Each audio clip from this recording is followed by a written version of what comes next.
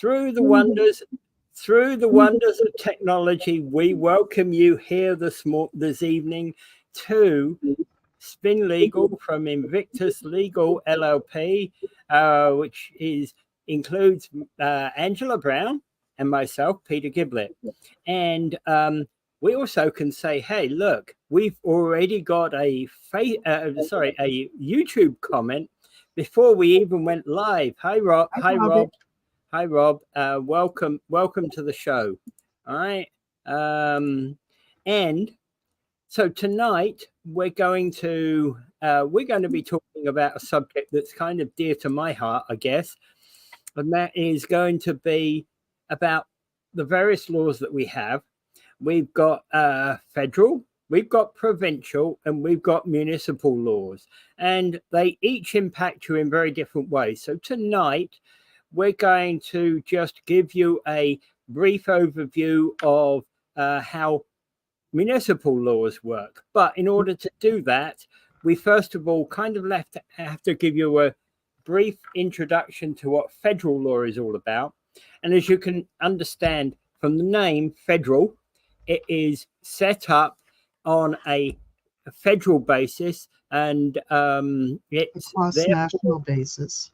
Yeah, on a national basis, and therefore is actually dictated to by the government, the federal government, i.e., that one who, under the leadership of Justin Trudeau. There we go. So his government sets up federal laws from time to time, and those govern how we work across the country. They also, which we haven't put in here, they also have some interaction with international treaties and other international laws, like, for example, rules that govern us, for example, North Atlantic Treaty Organization, which we are a member of. So those laws may impact the federal laws, which may impact provincial laws that can impact municipal laws ultimately. Indigenous peoples and their lands. Yep. Okay. Well, that's true as well. That's something when we talk about federal laws, let's talk about something like that. All right. Federal Code, Canada. Yep. And we'll come back. We'll come back to some of those, I think. Right. Yeah. We'll at a different time. We'll talk more about how the federal laws impact. Yeah. And then we've got provincial laws, which typically they govern how we do business, how we operate within the province of Ontario for us. Right? We live in Ontario, so the laws that the province sets up, Doug Ford and his government set and pass, they are provincial laws.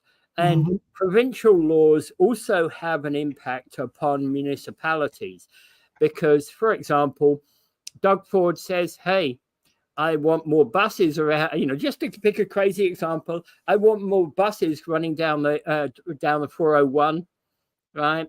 Then he has to create a law that actually says we're going to run bus routes down the 401. And then that has a municipal impact because he basically is going to say there's a bus from Windsor to Stratford, and there's one from Stratford to London, and there's one from London to wherever, you know what I mean. You also have to indicate that municipalities are only there because the province says they were there. Yeah, exactly. Yeah, so because they can pass a law overnight and say Toronto disappears. It's no longer Toronto. That's true as well, but it's unlikely to happen. Yeah, it's unlikely to happen. And that's true. And they can also say that Niagara region is all going to be one big municipality, a big city of Niagara region. Yeah, and they could do that. They could, and that's been talked about. But ironically, of course, federal laws. For years. Yeah, the federal government also governs the provincial government to some extent. So they could theoretically, and again, they won't, they could make Ontario disappear in theory. It won't happen. It Well, won't actually, happen. there's a constitution Yeah, that there's a actually that constitution on all separates of that. Yeah, powers. So yeah. there isn't a lot the feds can do about the existence of Ontario or the Yeah. existence of Quebec or Alberta, for that sake. Damn, I wanted to get rid of Quebec. I want to get rid of Alberta. The two petulant children. Can't we just stick them over your knees and slap them? You Yep. know, just continue slapping until they obey you. Yep. Yeah, there's nothing Okay. wrong with independence of some provinces and having independent ideas. I mean, you know, Yeah, that's what Canada's about. We are a mosaic. We So, joke about it, right? yeah, We joke about we it. are a mosaic, so Yeah, this is yeah. why we have provinces with different cultures and different ideas and so forth. Yeah. And that's the peoples in those provinces, though, their rights to implement things.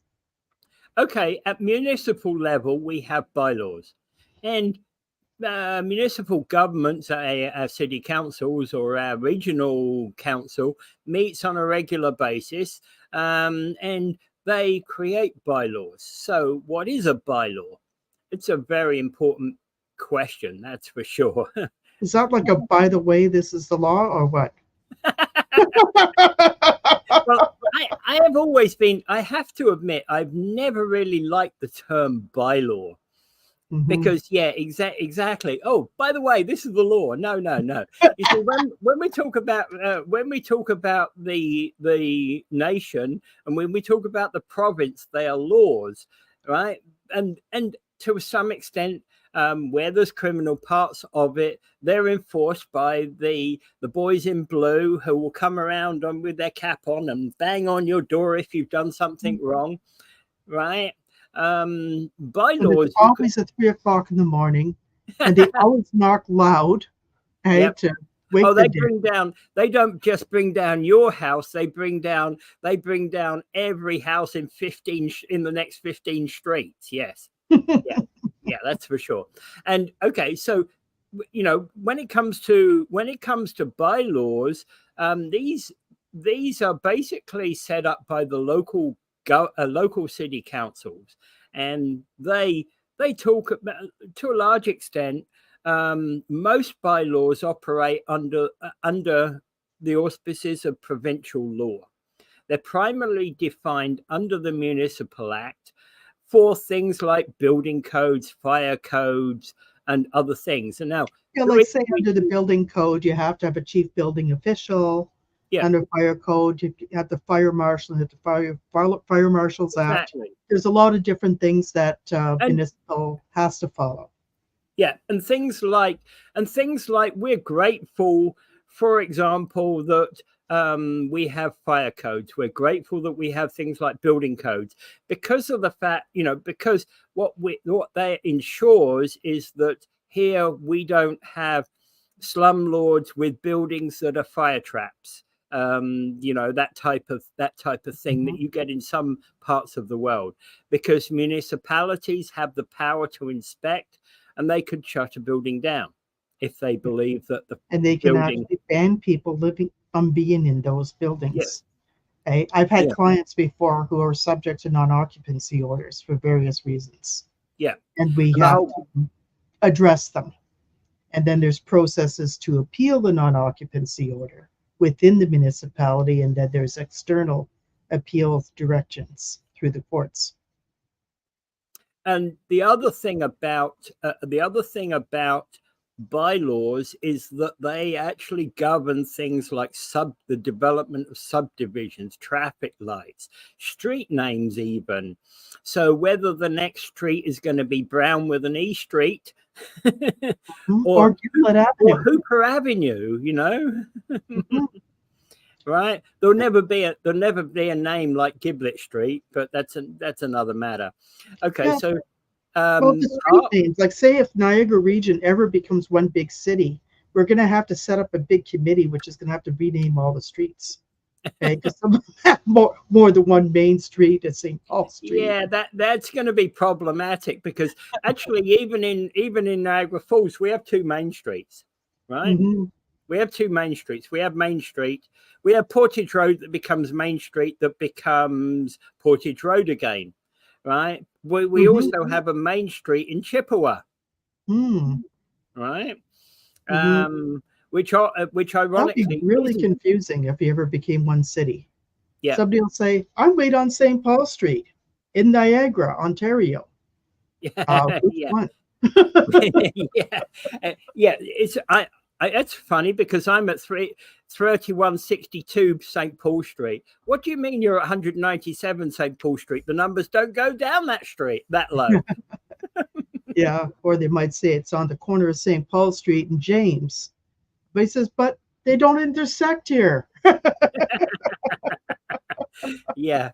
Well, actually, that would be an interesting thing. And in fact, actually, that would lead to some oddities as well, because if you anybody who knows some of the history of Niagara Falls will know that what happened to a portion of the city is that in Stamford back in the 1960s, they were told that they needed to add 1,000 to their street numbers. Right, I think it was 1,000. And they basically their street numbers numbered from numbered in the hundreds and not in the thousands, in order for them to match up with the Niagara Falls street numbers and not overlap the Niagara Falls street numbers. They therefore had to add 1,000 and something to it. I forgot what, but that was an interesting thing. So all the new things in Stamford, all suddenly, in order to align with Niagara Falls, all had large numbers added to them. Imagine Peter, like all the miniature of all these things. And you imagine what it's like for the post office to do this. Oh, yes. Right. Somebody's going to be doing this. Yeah. And actually, one of the purposes, probably the main purpose of municipal bylaws is to set up things like land use, building use, and define the areas like parks and leisure facilities and that type of thing. It's to set up the area where you live, to help you define the area where you live, and to help you create a culture where you live. Yeah. Which and also work, so they kind of facilitate how people would interact with their community, that sort of thing. Yeah, and when you hear, for example, at City Hall, they're approving a new 35-floor, property at the corner of Stanley and McWhirter Street, just to invent a place, right? Then at least you can go along there, you can drive along there, you can take a look at it, you can look at the plans in front of you, and you can say, I don't like this. Yeah, you can see all the single family homes along these streets, and then you can have, we'll just plop a 35-story building here with a condo tower right in the middle of these single family homes, the district. Yeah. It'll just clash like crazy. Yeah. And so that's the point when you can go marching off down to City Hall and say, I object. Well, you can't quite really say I object like that. You'll have there's an opportunity. Legal processes to work. Yeah, there's a legal process.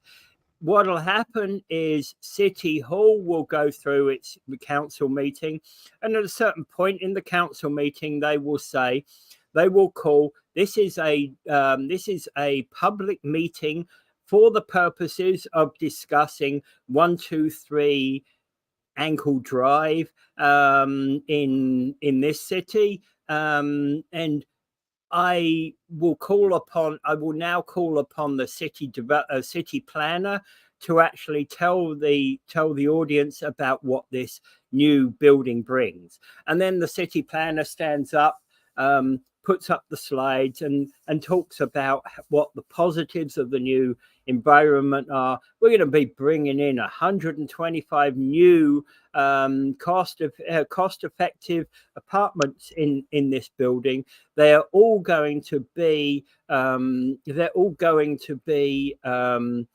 made for normal Niagara people. We can actually rent them out at reasonable, affordable rentals here. Blah de blah de blah. And oh, and by the way, you won't have to pay condo fees because that's part and parcel of the rent in the first place, and etc. etc. So they'll sell the building. Then you get the opportunity for the local people to actually stand up. So Joe stands up and sits at these things and says, "I don't like it. I live just around the back, and my potatoes are going to feel this because I'm not going to get the sunshine I need every year for my radishes and potatoes to grow." This is where they do this when there's some kind of thing that's going to be coming up to City Hall, and there's some kind of change where there's a planned development or there's a planned change to some buildings in the neighborhood. They send a letter and all the changes that are being proposed to everybody in the neighborhood and surrounding Yeah. areas. And then those people are invited to a public meeting. And then, of course, in front of the area, they say public meeting at such and such a place, at such and such a time. Okay? Like I always thought that the public meetings would take place right there in the middle of an empty field. That's what I used to think when I was 12. I looked at it and it says March 15th public meeting. And I'm thinking, it's March 15th, it's 6 o'clock, it's raining. Nobody's going to be there. Oh, it means we're going to be held the public meeting at Town Hall. That makes sense. Okay. Yeah, and that's where people give their input, and that's where you have people who will get up and they get to make a deputation, particularly those that have received the packages and have had a chance to review them, and if they have an opinion about it, to go in and express it. I've received a couple of those, and I've attended a couple of those meetings around our neighborhood. So, I mean, these are interesting because the city hall will send them to people. Yeah. And as you know, I watch pretty well every city hall meeting in the city of Niagara Falls. You know, I have to admit that, hey, I like to watch. I watch them on fast forward TV. Let's put it that way. I get through to the meaty bits, i.e., I like to get through to the controversial elements on the agenda, plus all the housing and planning development. The other thing that can happen in relation to City Hall and meetings can be, well, we talked about, so they plan this new 30 floor building, and let's say that you go there and you put full of passion, and the city surprises you. And everybody in City Hall says, "Well, we've heard our local people here today. They've all talked to us passionately about it." And I have to say that, hey, as city councillor for Ward Number 6, I've been at this site for the last couple of weeks, looking at this site in detail. I've actually interviewed the developers, and I'm not very happy about the impact of what this or that or the other does to my neighborhood. So I'm going to be voting against this thing. And at that point, of course, every member of the public in the room kind of faints on the floor because wow, we got council support. And then, of course, what will happen is the council stands up to a man and says oppose and votes it down, right? That might well that doesn't mean to say that development idea is an end right there, because that could mean that actually they could take that to the Ontario Land Tribunal. Yeah, they could. The developer has a right to go to the Ontario Land Tribunal, as well as if the development is approved, a residents group can take it to the Ontario Land Tribunal. Yep. Right? And this is where you can go to the Ontario Land Tribunal and explain why you oppose it. Or the developer can go and say why it's a good idea, why it fits well within the city, and so forth. And the interesting thing about that is that when it comes to people at City Hall, to a large extent, whether you're a ward system like most of the Niagara region is, or an at-large system like Niagara Falls is, that what you've got is the people at City Hall actually generally do know what an area is like. I'm not saying that every councillor will drive up there and take a look, but many of the more responsible ones will. If they don't already know the area, many will already know the area.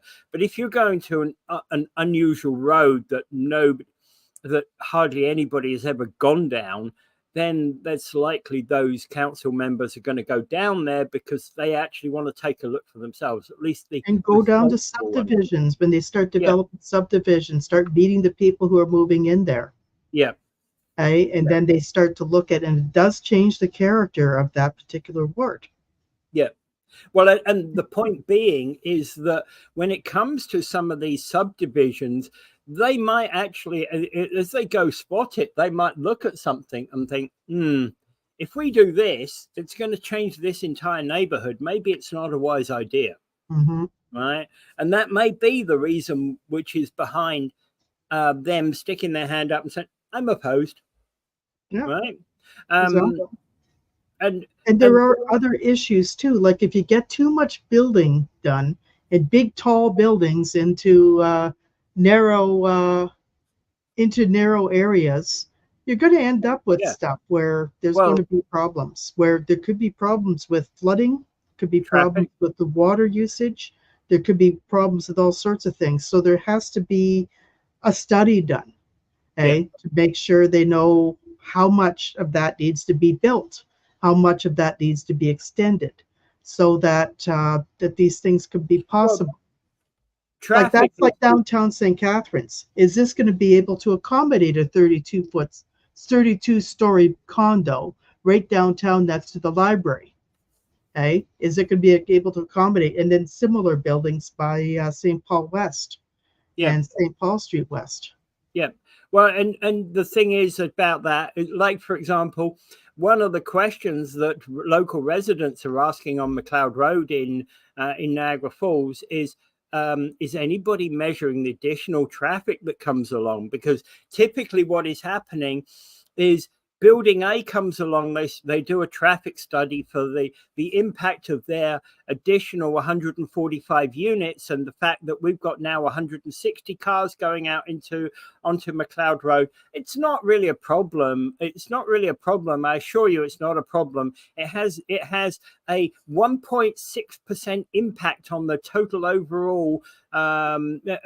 overall situation. And it has a 3.8% rise in traffic at the rush hour times. So, of course, the city council, to a man, say, yes, we like that.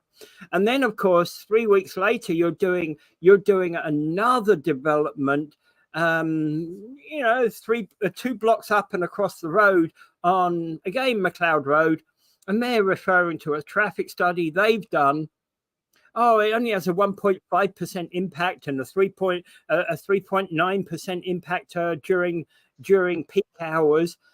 We believe that, but hey, what people have forgotten here is that that's not 1.5%. That's 1.5% per this block, and 1.5% for that block, and 1.7% for that block, and 3.9% for that block, and 6.8% for that block, and et cetera, et cetera, et cetera. As you add to it, you're going to compound the amount of traffic that's on roads. Yep, and this is where you have to be very careful when you're building and where people have to do traffic studies in places, where they have to do environmental assessment studies and other types of studies before they could say, can we allow a building of this size and structure? This has been something that's been debated. I don't know if you knew about the Portaluzzi Tower development in St. Catharines that came up a few years ago. There was going to be a 17-story tower and all this. And Portaluzzi, I think there's still signs over there. I think there's still signs over at Portaluzzi, by the way, Angela, about that. Yeah, and they keep saying it was started at 30 stories and it came down to 17 stories. Then it came down to 14 stories and it came down to 7 stories. But the point is, the structure did not fit in with the neighborhood. People Yeah. did not want the structure, and they wanted a hotel of some sort where people can go and see. Okay? Like something like that. I mean, they put it downtown, and I'm not sure if anybody would care if they put it downtown. Okay? Other than maybe making sure that it can handle the extra land use, water use, sewage, and so forth, and traffic. Okay, but other than that, but in Port Dalhousie, you're looking at a very, very residential and very heritage-based type of community. Okay, who's going to turn around? They don't want that stuff. Yeah. But the net impact of everything we've talked about here in relation to municipal laws is that if you breach them, you could get a bylaw infraction ticket. Yeah.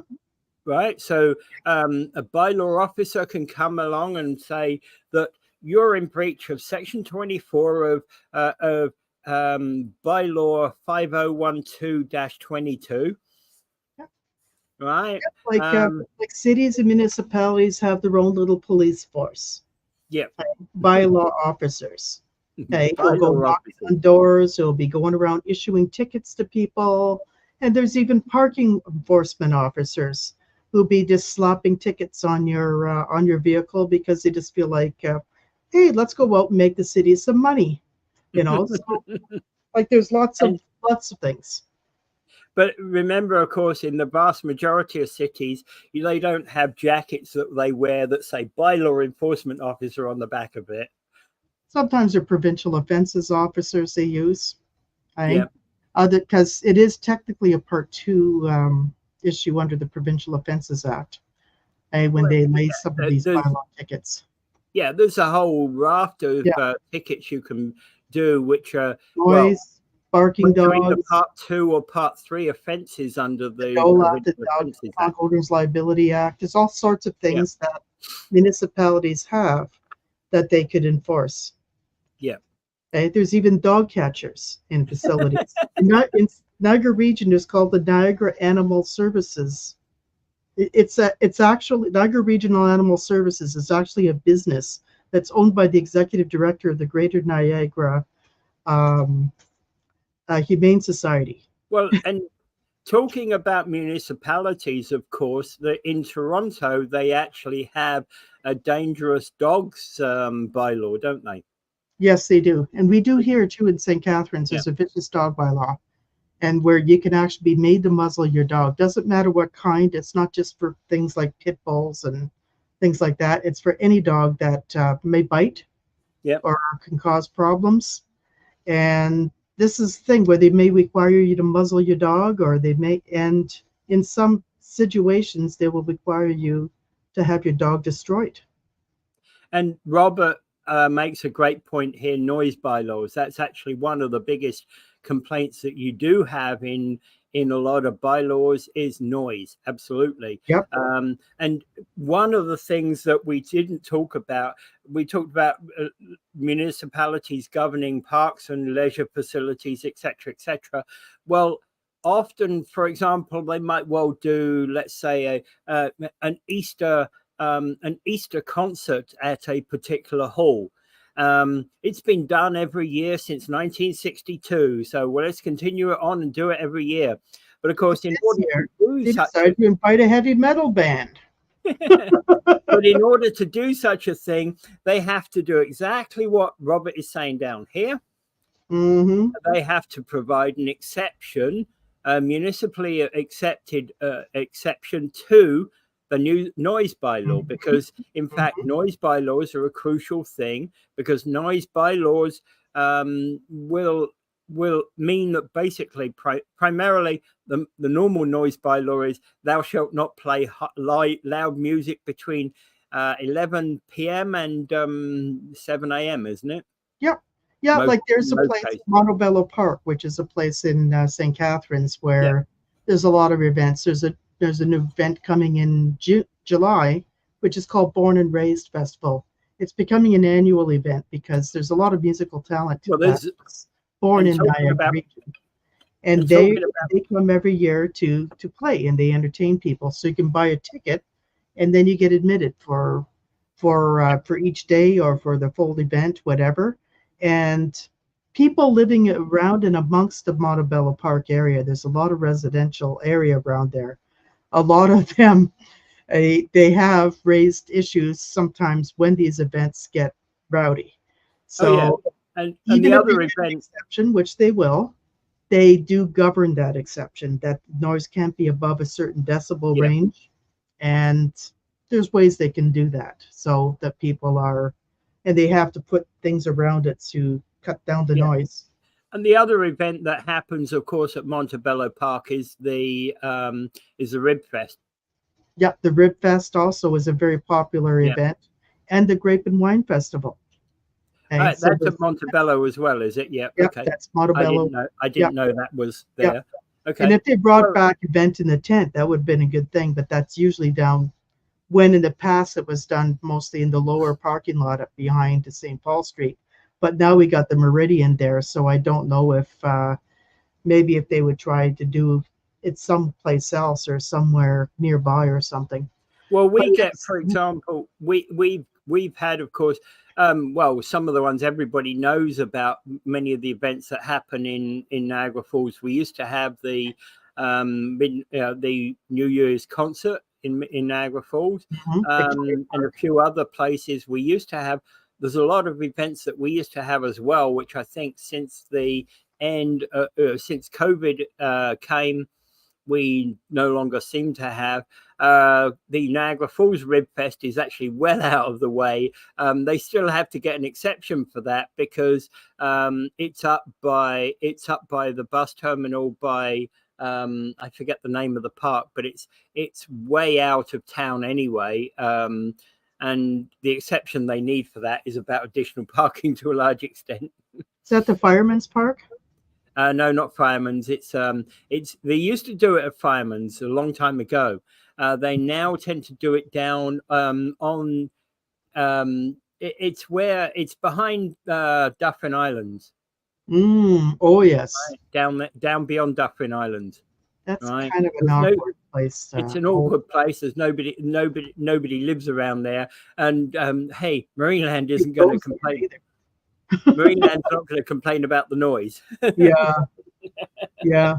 Then of course Yeah. Marineland, I don't know what's going to happen there. They said they're not going to Well, have that's a, rides, they're not going to yeah. have animals, they're not going to have anything. So I don't know, but they're still going to lower their fees. There we go. Thank you, Jan Anderson. Hey, Jen Anderson. Wow. Rapids View Park. Yes, thank you. That Rapids is View the name Park, of the place. yes. I had forgotten it. Yeah, but you see, not really many people are going to complain about Ribfest being at Rapids View Park, even if there is a bit of noise there at late at night. Yeah, Thank exactly. you. Thank you. Yeah. Yeah. Yeah, that's what Okay. they were doing in Niagara on the lake. They used to have all of these things. Well, Even Niagara on the Lake is actually another one where they have a big Santa parade down in Niagara on the Lake. They also have the wine festival there. There's also they have many events during the summer, which is acting in public places as well, don't they? Yeah, exactly. Niagara Lake is a beautiful place to go. And all of these events, by the way, we just gotten onto these events because we were talking about noise bylaws, but in fact, actually, all of these events require permission to hold an event. Yeah, exactly. Like I can't, and even a protest, I have to have permission or a permit. It's not because you're permitting you to protest. What it is it's to do with traffic flow. Yeah. Right. So if I'm coming to town and I want to have a pro-Palestinian protest, yeah, and I'm going to have 10,000 people downtown St. Catharines, okay, and then I'm going to have them all block every road and everything else. Unlikely, but they might allow us to hold some kind of event and allow us to have a controlled march through the streets, guided by police officers, and we'd be able to put our message out, and then we could stop somewhere, say in front of the library, and people can make speeches. Okay, so there's things like that why they do that kind of thing, because they want to make sure that people who are not part of the protest can still get around and go to where they're going to go, or could go to work, or could go shopping, or whatever they need to do. Okay, so it doesn't stop everybody else from living their lives. and that's part of what we've got with municipal bylaws, because in fact they're governed, as I said before, by the Municipal Act, but they're also governed by things like the building code and the fire code. And for example, if we move on to our next example, let's say that you want to extend your house, you want to put a nice granny flat out the back of it, right? Hmm. And I also want to add 2 stories on top of it. Okay, so that means you're going to actually have to apply for what's called a municipal variance. Yep. And then tell us about the steps for that. Well, actually, that is interesting, because a municipal variance, there's a couple of committees on most councils, which are called committee of adjustment. Yeah. Committee of Adjustment. And the Committee of Adjustment often look at a lot of proposals that are out there. So, and when you think about it, there's probably hundreds of proposals out there for an extension to my home. I want to add on a room in my garden that's 10 foot by 15 foot. Install a swimming pool, a backyard pool. All of those sort of things are all part and parcel of that. You don't need permission if you're going to put an above ground pool in there, and often you don't need permission to put a deck in there. Although you have to have your fencing. You do have to have a fencing for even an above ground pool. Well, I was going to say that certain things you don't necessarily need permission for, like to build a deck. Although that said, you are best calling up the city saying, hey, Mr. City Bylaw Officer, I want to do X. What are the rules about doing that? And I want to put it 2 inches over my next door neighbor's property line. Yeah, I just want to be a pest. and they will clearly define what the rules are, and likely they will send an officer up there who will actually be able to tell you. He'll bring his measuring tape out and he'll go, oh, 3 foot 6 inches. Yeah, well, you won't be able to put it within 3 foot of the property line, and the property line I've determined to be right here. Because where the property line is right here, I can't impede on Angela's garden, which is over there, right? So Angela's garden, has to abide by her own property line, right? And she can't encroach on my property line, that type of thing. So there's a lot of rules around that. And most of those rules are actually defined very much in building codes and building regulations.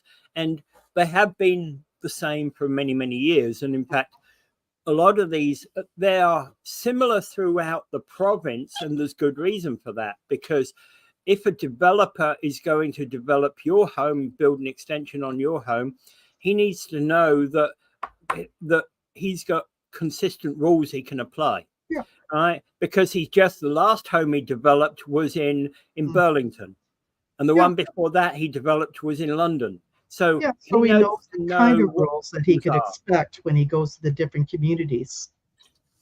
Yeah. Then those that are looking at, and now they're looking at ways that people could extend housing, for example, allowing more people to have granny flats in their backyard, allowing people to get container housing. It's very interesting, some of the things that they're proposing to try to increase the supply of housing.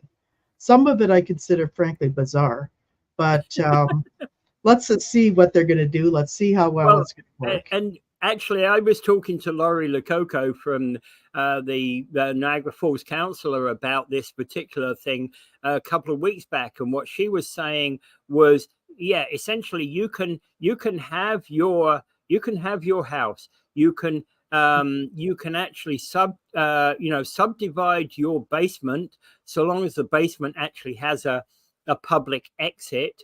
So you can subdivide the basement, have the basement coming out, and you can sell off the basement to another person, and then you could put a tiny home in in the yard, and have a tiny home in the yard, provided you've got there's rules about parking on all of those, related to all of those, and you've got to have the parking space available in order to make that sort of change occur. But they are doing this with good reason, because they're trying to increase the number of homes that we've got. But they didn't need in parking an for area. that 32-story condo downtown. Yeah, that's a kind of oddity, isn't it? That really Yeah. is an oddity. And then I when tell this was raised, the guy said, well, we're trying to do things without not needing parking because there's other parking around that if people really needed it. How high is that? How many units? And Yeah. how many people in each unit? Like, Well, somebody's 30 going to have a floors, vehicle. 30 floors, let's say there's 4 units in each. That means 120 cars, right? Yep. Right. Yep. Oh, no, sorry, not 120 cars, 200 cars, because in fact you've got to count 2 point something cars per household. And some portion of those households will not have cars at all. Yeah, because there might be Yeah. more adults in some households where Yeah. each of them works somewhere else. So what is that going to do to the local public parking? Of course, probability is that the place I park my car is going to go up in price, because now everybody wants to use that public car parking, and the $100 a month I pay for my parking is suddenly going to be $200 a month. Yeah, because the people who developed this property and got it approved somehow didn't think about how to accommodate parking. They could do underground parking and build it underground. I mean, there's a lot of places that have underground parking and they do very good work on them. So I don't know why they can't do that. Well, and there are other issues, of course. One of the things we haven't talked about, we've concentrated on building of new homes, but other parts of municipal laws often cover things like public transit. Yeah. Right. So that ability to run a bus service in Niagara, we run a provincial, a regional bus service, which is run by the upper tier government and not the lower tier governments. That started back in 22. And the idea behind that was that you would actually get better efficiency if you had a region-wide bus service. Although I have to say that, I'm not so sure that places like Waynflete or Smithville or little village, we don't know where in the region. But this is where you have your transit on demand. They're not so right now they're going through an 18-month study, and I think we're in the middle of it, where they're doing things like planning routes and things. Yeah. And seeing how they can integrate some routes and that sort of thing. So I don't know how that's going to turn out. I want to find out more about it because I certainly want to put my input, my 2 cents into it, or maybe 50 cents into it. Well, and then the question about some of these is that if there are things that are not done right, can we challenge them through, can the bylaws be challenged? Absolutely. I mean, there's a bylaw that you knew about in Niagara Falls, right? The main zoning bylaw. Yeah, that's an interesting one. 79-200. The year 79 indicates that it was created in 1979. Well, 79-200 is the main zoning bylaw for Niagara Falls. And other bylaws pertaining to land use arise from the zoning bylaw. Yep. But one key thing to know about the zoning bylaw 79/200, it's based upon the Building Code Act 1970. The Building Code Act changed in 1980 and changed again in 1990. The sections of the Building Code Act that is the foundation of the zoning bylaw 79-200 in Niagara Falls no longer exist and has no direct applicability to any law on the books, the current planning law code, sorry, the current The planning law, Planning Act actually planning act does is not. outdated on the current zoning bylaw. Yeah, the zoning bylaw is outdated in relation to the current planning act. So essentially, there's a lot of good stuff in that, but in that bylaw, but essentially, if it was seriously challenged by, by somebody who had money to seriously challenge these things, essentially, it will fall. Yeah, and this would be like bye-bye bylaw. Yeah. And this is one of the problems that, of course, we have with local government is actually that they don't update the bylaws and make sure that that the laws that they apply to are actually modern and current. Right? Yeah, and this is one of the things, like they were doing things during the 90s about business in the home. Okay, so they structured a home-based business bylaw in St. Catharines, so that allowing home-based businesses, And but while they we're had to rule out home-based businesses where, say, for instance, you're trying to start a factory in your garage or something, or if you're having like tons of people coming into your house. Okay, so there would be some restrictions on that, but if you're just going to go well, into your house and operate an accounting business with yeah. periodic clients dropping off stuff, I mean, they're not going to worry about it. And one of the other examples in relation to this, of course, is vacation rentals. Oh Because yes. vacation rentals is an alternate use of your home. So there are bylaws relating to that, Yeah, right? and this is Okay. something. And Robert DePal asks, does Niagara have an Airbnb bylaw? Actually, there is no such thing as there's no the concept of Airbnb bylaw. There is no such thing. There Yeah, they're are going to in short-term most, rentals, yeah, vacation rentals, and bed and breakfasts. yeah, exactly. In most municipalities, there are three bylaws: one relating to vacation rentals, one relating to bed and breakfast, and other uses of them. Yeah, because Right? in that way, what they do is they define who can run these things, what kind of home you need, what kind of parking you need, what kind of fire code, what kind of Yeah. fire protection you have. Like they don't want you, like if you're in a kind of a single unit and like you don't allow you to run things out of your basement if you don't have proper windows and proper exits. Like you need to be protected so that people, if there's a fire, they can get out. So there's a lot of things like that they have to take into account. Okay. And and basically, and the other thing too that a lot of people have concerns over is, like at St. Catharines we had this thing about student housing. Yeah. Okay, where Oh, naturally so, because of the use of Brock University on the southern edge of St. Catharines. yeah, exactly. And they've had situations where people would go out in the middle of a street and throw parties, St. Patrick's Day or O Week or something like that, and Well, everybody just makes a big mess. and then, of course, we're back to public land and events, Yeah, and the need for governing them. We have talked about them before. yeah, The prime example, as I said, Ribfest. yeah. Rib Fest too is Yeah, another thing. yeah, People yeah. get drunk at these places. You have to have proper permits for even alcohol to be served. So, That's and true. then people still get governed as though they're in a bar. You get overserved, that's it. You're out of there. You can't drink anymore. Yeah, There's a lot of things are very complicated. They're a lot more complicated than people think. Like yeah. I've planned events for a long time, so I've always knew you always come in with a checklist of everything that has to be checked into to Well, make in sure fact, that you're not going to run yeah, in across fact, one of actually, your little bylaw officers coming by and ticketing you. what will often happen is when you walk into City Hall that day, that you're saying, "Hey, hey, Mr. Bylaw Officer, I want to run an event, and it's going to take place on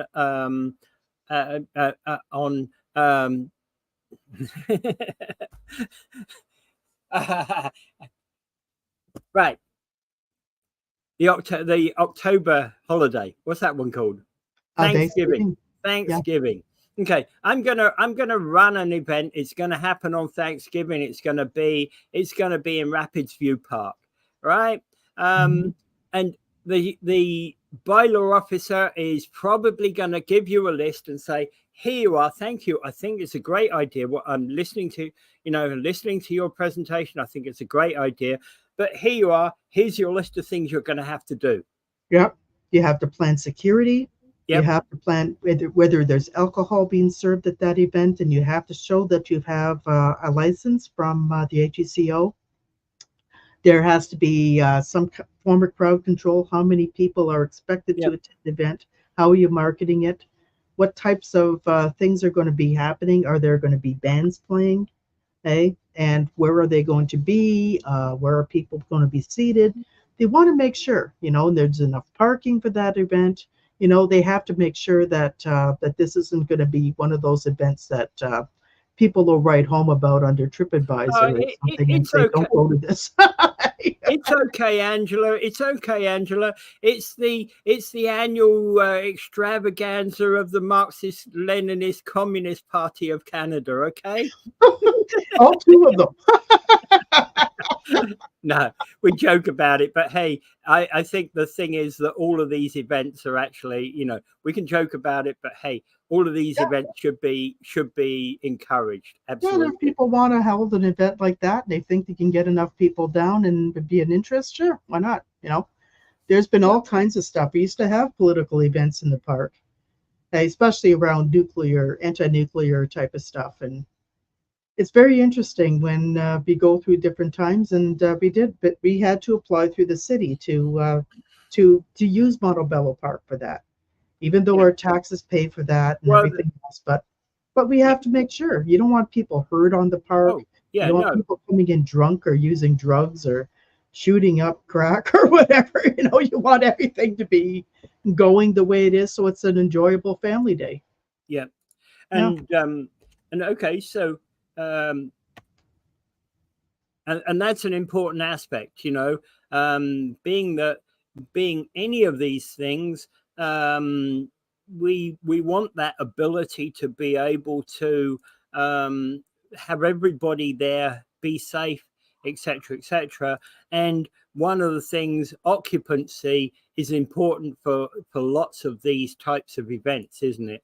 Mhm. How halls, etc., are going to be occupied, how parking is going to impact it, how transportation, are there any special buses to and Yeah. from the event that are required? Shuttle buses are really Yeah, important, particularly, like, say, for and instance, once we get our Go bus going, for example, and we actually have regular Go service every day, and like several times a day, like they keep promising over and over again, year after year. So, say we got that, and then we have a major, major event somewhere in Niagara Falls. Okay, so our Go bus stops like in Niagara Falls at that time. Then there should be a shuttle bus taking people to where that event is, and a shuttle bus taking people back to the Go bus. Right? yeah, So, oh I yeah, mean, something like that, makes the event more enjoyable. Okay? So some people don't have to go around looking for parking and spending 5 hours before they can park the car. you just put the taxis out of business, Angela. No, I'm but they joking. don't even have enough taxis if you're going to have everybody from Toronto I coming. know, I'm joking. Yeah, I'm joking. because in Toronto, that's what they do. They organize shuttle buses to Yeah, the major events that they hold at Nathan Phillips Square, for yeah, example, oh yeah. or by the beach when they hold them up at the beach. Well, and essentially that's where these things, or use of public land for these type of Yeah, events is all governed, and basically all is managed through City Hall, and a lot of this is actually it's done in combination with members of the public, because members of the public are the and ones who want vendors this are event. always welcome. They can apply for a day license to sell like a food truck or whatever, and they can sell whatever for whatever they're doing for the attendees at the event. Yeah, Okay, Ribfest always has their people championing their former ribs. They're cooking different things. yeah. They also have other things, wine and beer. Yeah. Oh, yeah. Yeah. Absolutely. Okay. So this has been kind of a fun event. We're talking about what you can do, and and a lot of these things, as I say, um, if you've got issues such as your traffic light's not working, it's been on red for the last 3 years. Don't call us. Call City Hall. Right. Well, many Canadians would just sit there and wait till it turns green. So That's why there's a queue at that place. Damn. I just go around them all. All right. but anyways, this tells you what kinds of things that municipalities deal with, because people always think, especially when it's time to vote at the municipal election, they seem to have the lowest voting percentages. Oh yeah. People don't know what municipalities do and how much influence they really have over your life and the quality of life you have in your city or community or township. Oh yeah. Yeah. And in fact, that's one of the reasons why you should actually vote new, energetic councillors in who are actually prepared to think about new events, think about ways to entertain the community, Yeah, right? especially But when they submitted their financial statements from when the last time that they but if you need specific legal advice that's applicable to you and your situation, then don't hesitate to call a paralegal or lawyer. We've kind of had a bit of fun here with municipal laws, but there are a lot of people with municipal legal problems. So, there's a lot of legal problems yeah, people can have a municipality. You're accused of parking in a handicap spot. Um, you had yep, a big parking ticket, or someone is accusing you of making a lot of noise, but you weren't even in your house at the time. Or they're complaining about a barking dog, and you don't even own a dog. yeah, So there's a lot of different things, like there's a lot of things that cities can and nick you over, or you're trying to build an addition to your house and then somebody stops at your house and puts a stop work order on it. yeah. So there's various things like that paralegals can help you with. These are all stuff that could end up in court, could be appealed through the municipality and other levels that we work with. And this is very important that these sorts of things, when they do happen, could contact a lawyer or a paralegal. And again, my usual waiver that Peter and I always give you at the end of every show, it's that this anything that we say on this show cannot be construed as legal advice, even if it seems to apply to your situation. Okay, but it's not legal advice. So what you need to do is take all your information and call up a lawyer or paralegal and visit them, and they can give you specific advice that applies to you. Okay? All right. And just to remind everybody, this show is brought to you today by Invictus Legal LLP, and we can be reached at 905-688-5598 or on the web at https://www. We don't need them anymore, actually. We are invictus.legal. There you go. Yep. And regularly we'll be putting up new articles on our website. So keep seeing it once now and again to watch the website and see how much we grow, or you can even give us a call and uh, and talk to us. And also, if you have an idea for another show in the future, please put it in the comments, and we'll try to put a show on about the topic that you're interested in hearing about. Okay? Yep. Well, thank you, everybody.